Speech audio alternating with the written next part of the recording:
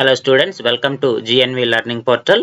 RRB group D ఎగ్జామ్లో మ్యాథమెటిక్స్లో previous year question solve చేద్దాము. క్యాలెండర్కు సంబంధించి ఈ 15th March 2022 was a Tuesday.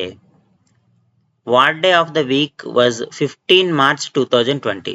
So back వెళ్ళాడు వెనక్కి. సో 22 మనకి March 15th, అలాగే సేమ్ డేట్ ఉంది కాబట్టి మనం ఓన్లీ ఇయర్స్ వరకే చూసుకుంటాము. సో 2021 ఒక ఇయర్ అవుతుంది, అలాగే 2020 మార్చ్కి ఇంకొక ఇయర్ అవుతుంది. అయితే ఇక్కడ మనకి 2020 అనేది లీప్ ఇయర్ అయినా ఫిబ్రవరి మంత్ ఇంక్లూడ్ కాలేదు. ఫిబ్రవరి నాట్ ఇంక్లూడెడ్, ఎందుకంటే మార్చి వరకే చూస్తాం కాబట్టి మనం.